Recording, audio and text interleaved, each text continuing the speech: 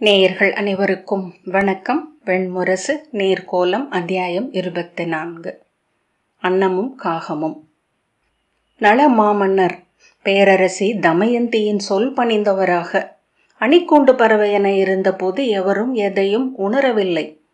அவர் அவளிடமிருந்து விடுபட்டு அவளை முற்றிலும் மறந்தவர் போல புரவி போர்க்கலையில் ஈடுபட்டு நிகரற்ற படையொன்றை அமைத்த போதுதான் அனைத்தும் தொடங்கின என்றார் சுதமர். அரசி தமயந்தி அரசு சூழ்தலில் குருநகரியின் தொல்லரசி தேவயானியை போன்றவர் என்கின்றனர் புலவர். அரசரோ களத்தில் தேவர் தலைவனுக்கு நிகரானவர். அவர் புறவிகள் விண்ணில் பறப்பவை என்று சூதர் பாடல்கள் பாடுகின்றன. புன்னகையுடன், உண்மையிலேயே அவரது புறவிப்படைகள் பல களங்களில் வானிலிருந்து பறந்து இறங்கி இருக்கின்றன. அந்த அதிர்ச்சியாலேயே பல மடங்கு பெரிய படைகளை வென்றுள்ளன என்றார் சுதமர். அதன் சூழ்ச்சி என்ன என்று எங்களுக்கு தெரியும். அவர் மிக எளிதாக மடித்து கொண்டு சென்று தவளையின் நாக்கு போல கணத்தில் நீட்டி விரிக்கத்தக்க பலகை அடுக்குகளாலான பாலம் ஒன்றை அமைத்திருந்தார். செறிந்த மரக்கூட்டங்களுக்கு மேல் கிளையிலை தழைப்பு மீதே அதை விரித்து அதன் வழியாக புறவிகளை பாய்ந்து செல்ல செய்தார். உறுதியற்ற பரப்பில் புறவிகள் குழம்புகளை ஊன்றுவதில்லை. நளன் தன் புறவிகளை அதற்கு பழக்கியிருந்தார். அவர் புறவிகளுடனேயே வாழ்ந்தவர் என நாமர் சொன்னார். இன்று இரட்டை லாடம் அவர் பெயரால் நலத்ராணகம் என்றே அழைக்கப்படுகிறது. நகுலன், ஆம், இங்குள்ள லாடங்களை நோக்கினேன் என்றான். சுதமர் சொன்னார், சௌவீரரே, புறவிகளுக்கு விரல் நுனி நகமே குழம்பாகி இருக்கிறது. அவை கல்லிலும் உலோகங்களிலும் பட்டு கூச்சமோ வலியோ அடையும் போதே குதிரை விரைவழிகிறது. அதற்காகவே லாடங்கள் அறையப்படுகின்றன. புறவியின் குழம்புகளை செவியணி குழையின் வடிவம் கொண்டவை என்கின்றன நூல்கள். முன்பக்கம் அது நீள்வட்ட வளைவு கொண்ட எலும்பு, பின்பக்கம் திறந்திருக்கும் இடைவெளியை கடுந்தசையும் மெல்லெலும்பும் மூடியிருக்கும். புறவிகள் ஓடும்போது உடல் விசையாலும் எடையாலும் குழம்பின் நீள்வட்டம் சற்றே அகன்று பின்பக்க இடைவெளியில் வலி எழுகிறது. அதன் பொருட்டே குழம்பு வளைவை ஒன்றென இறுக்கி பிணைக்கும் அரைவட்ட லாடம் அறையப்படுகிறது. ஆனால் இங்கே நிஷத மண்ணில் ஒற்றை லாடம் குதிரைகளை கூழாங்கற்களில் வழுக்கச் செய்தது என சுதமர் தொடர்ந்தார். ஆகவே இங்கு இரட்டை லாடம் ஒன்றை நளன் வடிவமைத்தார். நீள் அரைவட்ட லாடத்திற்கு மாற்றாக குழம்பின் நீள்வளைவின் இரு பக்கவாட்டிலும் ஒன்றை ஒன்று நோக்கிய இரு பிறைகள் போன்ற வடிவில் அறையப்படும் இரு தனித்தனியான லாடங்கள் அவை.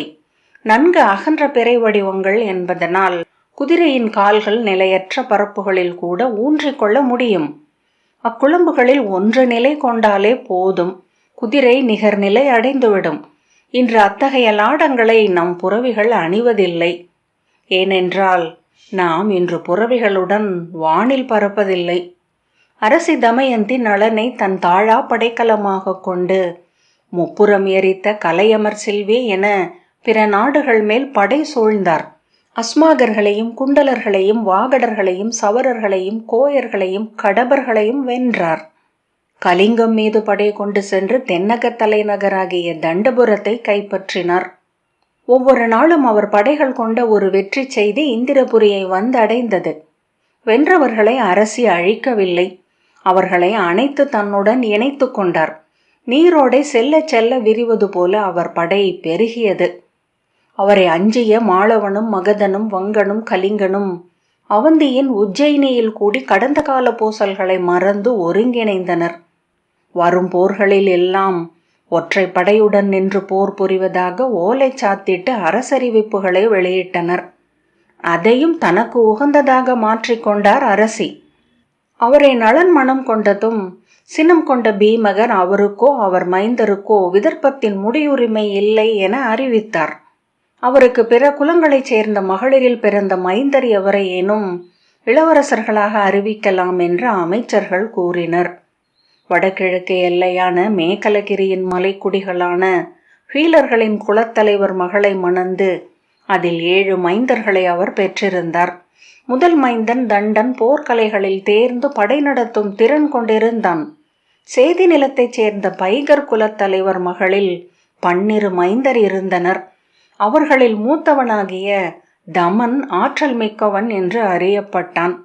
இருவரில் ஒருவரை இளவரசனாக பட்டம் சூட்டலாம் என்று அவருக்கு அமைச்சர்கள் சொல்லுரைத்தனர். அவர் வழக்கம் போல ஒவ்வொன்றையும் எண்ணி எண்ணி தயங்கி அவர்களுக்கு விழைவளித்து ஏமாற்றி மீண்டும் விழைவை மூட்டி ஒத்தி போட்டு கொண்டிருந்தார். அக்குலங்களில் முடிவிழைவு எப்போதும் இருந்ததில்லை. ஆனால் மூட்டப்பட்ட போது அது எழுந்தது, பின் அடங்க மறுத்தது. அவர்கள் படைக்கலங்கள் திரட்டவும் படையென ஆகவும் முயன்றனர். அவர்களின் தூதர்கள் மாறி மாறி பீமகரை வந்தடைந்தபடியே இருந்தனர். அந்நாளில்தான் வடபுலத்தரசர்களின் படைக்கூட்டு குறித்த செய்தி வந்தது. அப்படைநிலை வடமேற்கின் அவந்தியை மையம் கொண்டதாகையால் எதையும் எண்ணாமல் உடனே பைகர் குலத்து துணைவியின் மகன் தமனை பீமபலன் என்ற பெயரில் இளவரசனாக அறிவித்தார் பீமகர். செய்தி அறிந்த வடகிழக்கின் பீலர்கள் சினம் கொண்டனர். அவர்களை மகதர்கள் கையில் எடுத்து கொள்ளக்கூடும் என அமைச்சர்கள் அச்சுறுத்தவே அவர்களில் பிறந்த மைந்தன் தண்டனை பீமத்வஜன் என்ற பெயரில் இன்னொரு இளவரசனாக அறிவித்தார். இருவரில் எவர் பட்டத்து இளவரசர் என்று அறிவிப்பதை முடிவில்லாது ஒத்தி போட்டு அந்நெருக்கடி முற்றும் தோறும் மேலும் மதுவருந்தி பகல் துயில் கொள்ளலானார். இவ்வாறு மகத கூட்டுக்கு எதிராக நாட்டை வலுப்படுத்த முயன்று நாட்டை இரு கூறாக பகுத்து போர் நிலை வரை கொண்டு சென்றார். எல்லையில் இரு குடிகளின் படைகளும் பல சிறு பூசல்களில் ஈடுபட்டிருந்தன. விளைவாக வணிகம் வீழ்ச்சி அடைந்தது. சந்தைகள் வெறுமை கொள்ளவே மக்கள் வறுமை நோக்கி சென்றனர். வருதி பல இடங்களில் தலை காட்டலாயிற்று. வளம் குறித்த விளைவே மக்களை அரசை ஏற்க வைக்கிறது. வருதி குறித்த அச்சம் கொடுங்கோலனை வாழ்த்தச் செய்கிறது. விதர்ப்ப மக்கள் தமயந்தியை எண்ணி ஏங்கலானார்கள். ஒவ்வொரு நாளும் அரசியின் வெற்றி செய்திகள் அவர்களுக்கு வந்து கொண்டிருந்தன. நிஷத குலத்தவனை மணந்தார் என அவரை அரசு நீக்கம் செய்துவிட்டு வேறு மலைக்குடிகளுக்கு முடிசூட்டவிருப்பதன் பொருளின்மையை பற்றி தெருக்களிலேயே ஏளன குரல்கள் எழுந்தன. அவர் எளிய அரச மகள் அல்ல, பாரதத்தை ஆளும் கொற்றவை. நலனை ஏன் அவர் தேர்ந்தார் என்பதை அவர்கள் இன்று பெற்றுக்கொண்டிருக்கும் வெற்றிகளே காட்டுகின்றன. அன்று அவையில் நெளிந்தமர்ந்திருந்த மகதனும் கலிங்கனும் இன்று அஞ்சி ஒளிந்திருக்கிறார்கள் என்றனர். பாரத வருஷத்தை அவர் முற்றாளும் போது குண்டினபுரி அதன் தலைநகராக இருந்திருக்கக்கூடும். அறிவிலியாகிய பீமகரும் அமைச்சர்களும் அதை நமக்கு மறுத்தனர்.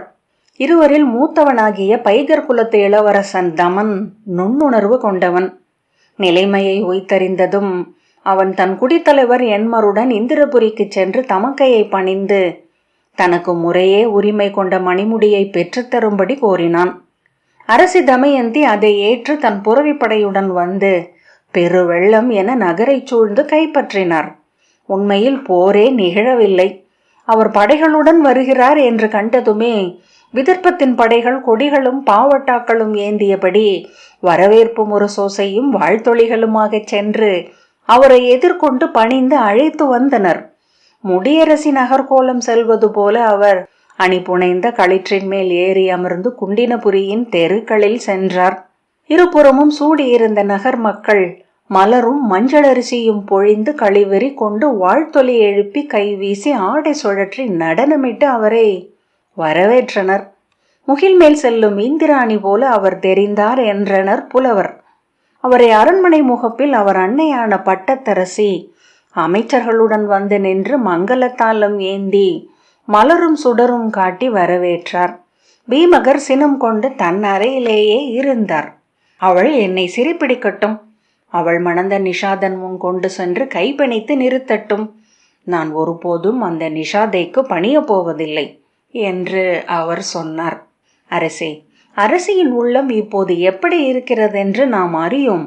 தன் படைகளை ஒளிந்திருந்து காட்டு நெருப்பெழுப்பி அழித்த சூடக குலத்தின் அரசனை அவர் நகர் நடுவே உடலில் திரி சுற்றி நெய்யூற்றி எரித்தார் என்கிறார்கள். பேரரசுகளை ஆள்பவர்கள் மெல்ல மெல்ல தெய்வங்களின் உளநிலையை அடைகிறார்கள். மறுசொல் கேட்க ஒவ்வாதவர்களாக பெருங்கருணையும் கொடுஞ்சினமும் கொண்டவர்களாக மாறுகிறார்கள் என்றார் அமைச்சர். நான் முழுமையாக தோற்றுவிட்டேன்.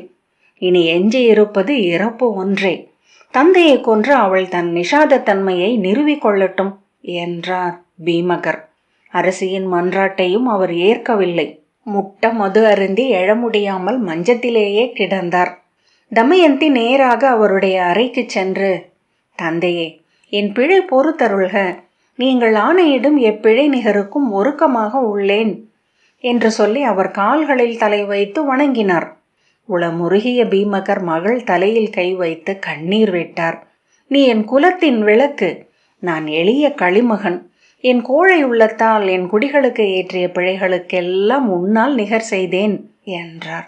அன்று முழுக்க மது உண்டு கழித்து சிரித்து கொண்டும் அழுது கொண்டும் இருந்த பீமகரை கைத்தாங்கலாக அழைத்து சென்று அரியணை அமர்த்தினர். அவர் முடி தொட்டு கொடுக்க குண்டினபுரியின் இளவரசனாக தமன் முடி சூட்டி கொண்டான்.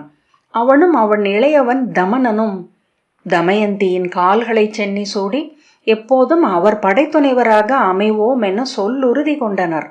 மடியில் குழவிகளான இந்திரசேனனும் இந்திரசேனையும் அமர்ந்திருக்க, விதர்ப்பத்தின் அரியணையில் பேரரசி என தமயந்தி அமர்ந்து அந்த மணிமுடியை சூட்டி கொண்டார். அங்கிருந்து அவர் படை கொண்டு பீலர்களை நோக்கி சென்றார். நிஷதர்களின் புறவிப்படைகளை கண்டதுமே தண்டன் மேற்கே பின்வாங்கலானான். அவன் அவந்தியுடன் சேர்ந்து கொள்ளலாகாது என்று உணர்ந்த தமயந்தி அவன் எண்ணியிராத தருணமொன்றில் தானே படை கொண்டு சென்று அவனை சூழ்ந்து வென்று சிறைப்பிடித்தார். ஆனால் அன்றியபடி அவைக்கு வந்த அவனை தன் இளையோன் என்று ஏற்று பரிசளித்து வாழ்த்தினார். அவனை இரண்டாம் இளவரசன் என அறிவித்து முடி சூட்டினார். அவனுக்காக போஜகிருகம் என்னும் ஆயர் சிற்றூரில் கோட்டை ஒன்றை கட்டி போஜகடகம் என்னும் பெயரிட்டு அவனை அங்கே அமர்த்தினார். இரு உடன் பிறந்தாரும் தமக்கையின் இரு கைகளென ஆயினர். அதன்பின் அவர் இந்திரபுரிக்கு திரும்புவார் என அனைவரும் எண்ணிய போது அங்கிருந்தே படையெடுத்து சென்று அவந்தியை வென்று அதன் அரசன் பிரபாவர்மனை அடிபணிய செய்தார். அவ்வெற்றியால் அஞ்சி நிலை குலைந்திருந்த மாளவ அரசன் விஷ்ணுகுப்ஜனை நளனின் முதன்மை படைத்தலைவன் வஜ்ரகீர்த்தி வென்று மீண்டான். மகத மன்னன் ஜீவகுப்தன் அவளை அஞ்சி தன் படைகளை எல்லைகளில் நிறுத்திவிட்டு ராஜகிருகத்தை கைவிட்டு வட எல்லையில் அமைந்த பாடலிக்கு சென்று ஒடுங்கியிருந்தான். அரசர்கள் அனைவரின் கனவிலும் நளனின் பறக்கும் புறவிகளே தோன்றிக் கொண்டிருந்தன. மாளவத்தின் தாமிர வயல்களை தமயந்தி முழுமையாகவே கைப்பற்றியமையால் கலிங்கத்தின் துறைநகரான தாமிரலிப்தியில் வணிகம் ஒழிய தொடங்கியது. பொருள் இழந்து சோர்ந்து சிதறுண்டிருந்த கலிங்கனை நளனின் படைத்தலைவன் சிம்மவக்திரன் தெற்கிலும் நளன் மேற்கிலும் ஒரே சமயம் தாக்கினர்.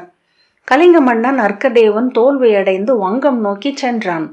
வங்க மன்னன் பகசேனனின் படைகள் வந்து உடன் இணைந்து கொண்டன. அவர்களை தாமிரலிப்திக்கு அருகே இருந்த புண்டரவனம் என்னும் குறுங்காட்டில் நளன் படைகள் சந்தித்து முறியடித்தன. பின்வாங்கி சென்ற அப்படைகளுடன் மகத படைகள் இணைந்து கொள்ள கங்கை கரையில் முக்தவனம் என்னும் இடத்தில் இறுதி போர் நிகழ்ந்தது. வடபுல படைகளை நளன் முழுமையாக தோற்கடித்து 3 மன்னர்களையும் வென்றார்.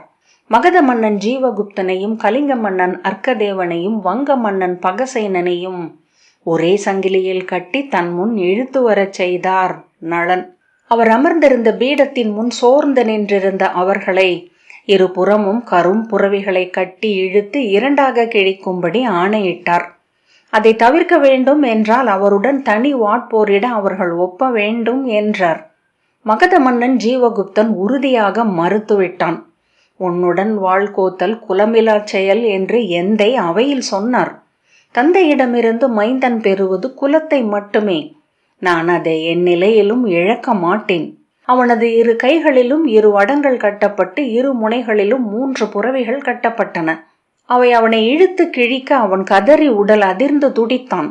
ஒவ்வொரு முறை புறவிகள் நிற்கும் போதும் வாளேந்துவாயா என்று கொடுந்தொழிலன் கேட்க, இல்லை, என் குலமே முதன்மையானது என்றான் மகதன். முழு பகலும் அவனை இழுத்து எலும்புகளை உடைத்து தசைகளை கிழித்தனர்.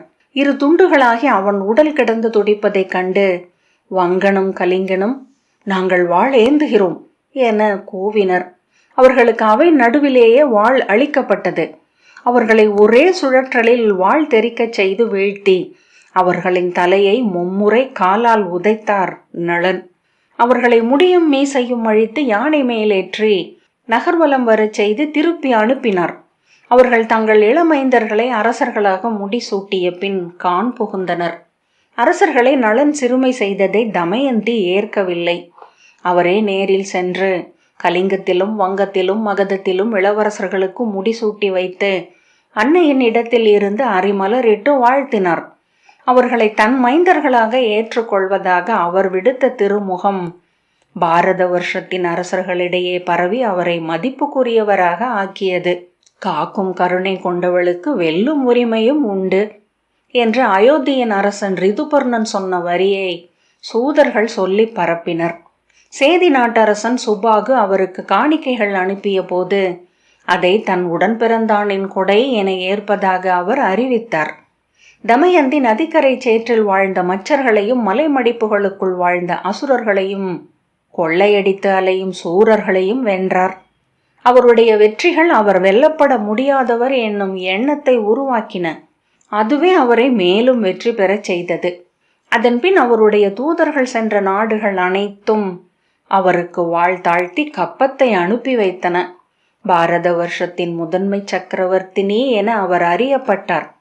அதன் பின்னரே நிஷாத குலங்களுக்குள் ஐயமும் அச்சமும் உருவாகத் தொடங்கியது என்றார் சுதமர். தங்களில் ஒன்றென்றிருந்த சபரர் குலம் மேலும் மேலும் வலுப்பெற்று பாரத வருஷத்தின் அரச குடிகளில் முதலிடம் பெறுவதை அவர்களின் உள்ளத்தின் இருண்ட ஆழம் ஏற்றுக்கொள்ள மறுத்தது. இரவில் விழித்துக் கொள்கையில் பகலில் அவர்களை ஆட்சி செய்த அனைத்து தெய்வங்களும் விலக இருளை ஆளும் தெய்வங்களே உள்ளும் புறமும் ஓலமிட்டன. சினமும் ஆற்றாமையும் துயரும் கொண்டு அவர்கள் புரண்டு புரண்டு படுத்தனர். நெடுமூச்செறிந்து எழுந்தமர்ந்தனர். இரவின் நீளம் தாழாமல் தன்னை சினந்தனர். கழிவிறக்கம் கொண்டு விழி சிந்தினர்.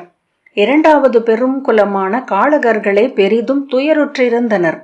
காளக குலத்து இளவரசனாகிய புஷ்கரன் மேல் அவர்கள் வைத்திருந்த நம்பிக்கை அவன் தமயந்தியின் திருமணத்தின் போது உடைவாளுடன் அசையாமல் அமர்ந்திருந்த செய்தியுடன் சேர்ந்து அழிந்தது. என்றோ ஒரு நாள் நளனின் கொடையால் அல்லது படைகளை நிகர் செய்ய வேண்டிய அரசியல் தேவையால் அவன் தனக்கென ஒரு நகரை பெற்று முடிசூடி ஆட்சி செய்யக்கூடும் என்ற எதிர்பார்ப்பு அவர்களுக்குள் இருந்தது. அவன் தெற்கே செம்பர்களுடனான போரில் தொடையில் வேல்பட்டு பல மாதங்கள் படுக்கையில் கிடந்தபோது அது முழுமையாக இல்லாமலாகியது. அந்த சோர்வு தமயந்தி மேல் கசப்பாக ஆகியது. அவர் வெற்றி மேல் வெற்றி கொண்ட போது அது வளர்ந்தது. அவர்கள் தங்கள் குடியினனாகிய நளனை வெறுக்க விழையவில்லை. ஆகவே தமயந்தியே புஷ்கரனை சிறுமை செய்து எல்லைகளில் நிறுத்தி இருக்கிறார் என்று எண்ணத் தலைப்பட்டனர். அந்நாளில்தான் தமயந்தி தன் இரண்டாம் இளையோனுக்காக போஜகடகத்தை அமைத்து முடியளித்தார்.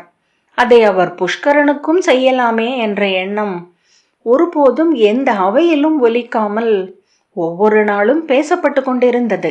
விதர்பிணியின் வெற்றிக்கென காளகர்கள் ஏன் குருதி சிந்த வேண்டும் என்று எந்த உரையாடலிலும் எவரோ ஒருவர் கேட்க பிரிதொருவர் அதை கூறிய குரலில் அடக்கினார். புஷ்கரன் போர் முனைகளில் இருந்து உறுதியாக தெரிந்து கொண்டான். அவனால் போர் செய்ய இயலாது என. போருக்கு முன் அவன் உள்ளம் கிளர்ந்தெழுந்தது. வென்று புகழ் சூடுவதற்காக அவன் உள்ளத்தில் கனவுகள் பெருகின. போர் முனையில் அவ்வெண்ணங்களுக்கெல்லாம் அடியிலிருந்து பிரிதொருவன் எழுந்து வந்தான். கோழையும் தன்னலத்தை மட்டுமே எண்ணுபவனுமாகிய ஒருவன். பின்னர் அவன் உணர்ந்து கொண்டான், அந்த ஆழ்ந்திருக்கும் ஆளுமையே தன்னுடையது என்று.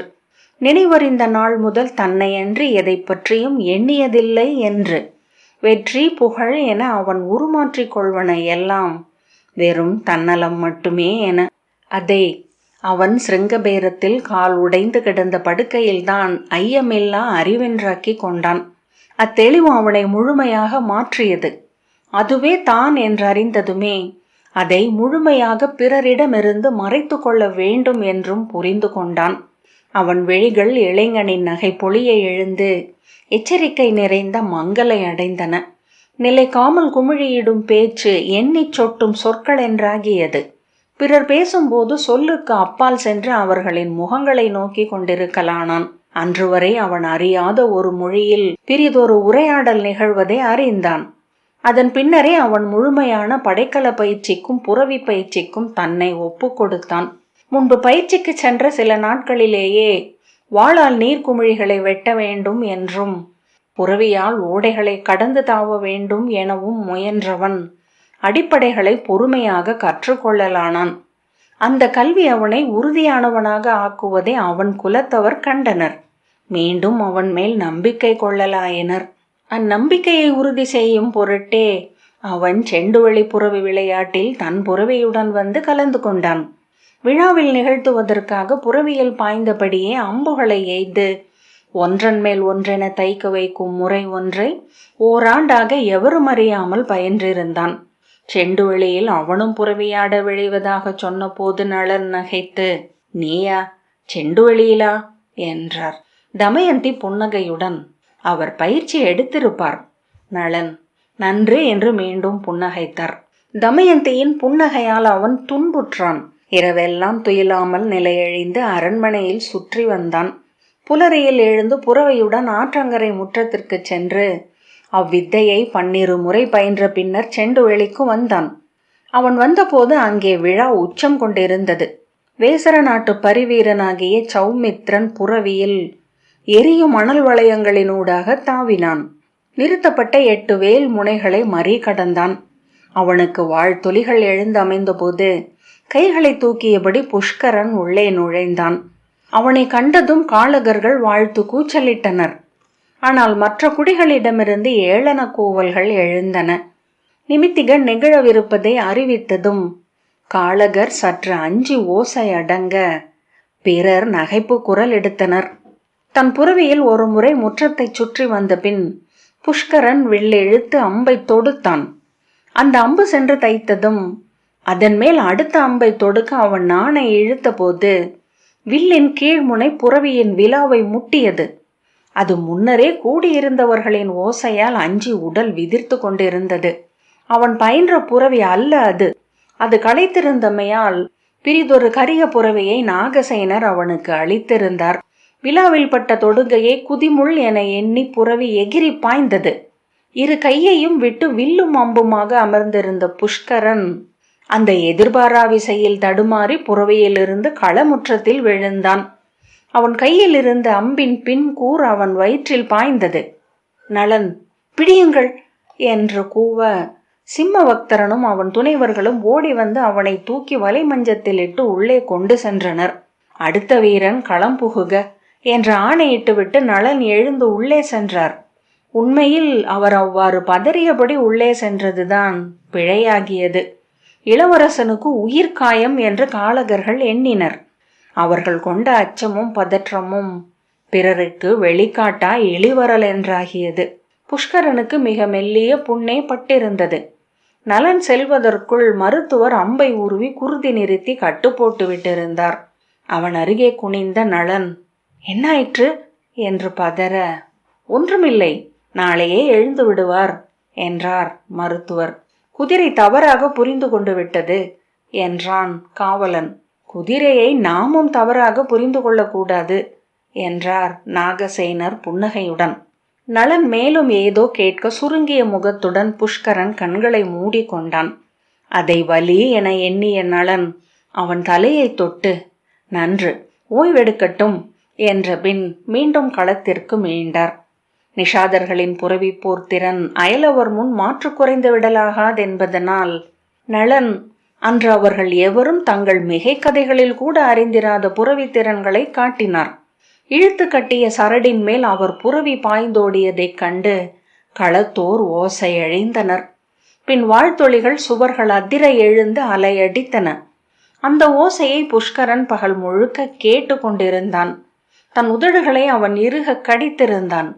அதை வலியால் என எண்ணிய மருத்துவர் அவனுக்கு அகிபீனா புகை அளித்தார். ஆனால் அவன் விழிகள் சிவக்க முகம் அனல் கொள்ள மேலும் விழிப்பையே அடைந்தான். திறந்திருந்த நீர் படிந்த கண்களுக்கு அப்பால் அவன் அவர்கள் அறியாத எதையோ கேட்டு கொண்டிருந்தான். அன்றிரவு அவனை கலி அணுகியதாக கதைகள் சொல்கின்றன என்றார் சுதமர். இரவில் அவன் ஒரு காளை மாட்டின் ஓசையை கேட்டான். பல முறை அது குரல் எழுப்பிய பின்னரே அது ஒரு சொல் என்று உணர்ந்தான். அச்சொல் புரியத் தொடங்கியதும் திகைத்து எழுந்து வெளியே செல்ல முயன்றான். அவன் கால் மருந்துகளால் உறைந்திருந்தது. அதை மரக்கட்டை போல இழுத்தபடி வெளியே சென்றபோது அங்கே ஓர் உருவம் நின்றிருப்பதை கண்டான். மனிதர்களை விட உயரமானது. இரு கைகளும் விரிந்து எழுந்திருந்தன. அதற்கு எருது தலை இருப்பதை பின்னர்தான் கண்டான். அதை நோக்கியபடி அவன் இருளில் நின்று கொண்டிருந்தான். நீர்க்கோலம் 24வது அத்தியாயம் இத்துடன் நிறைவு பெற்றது.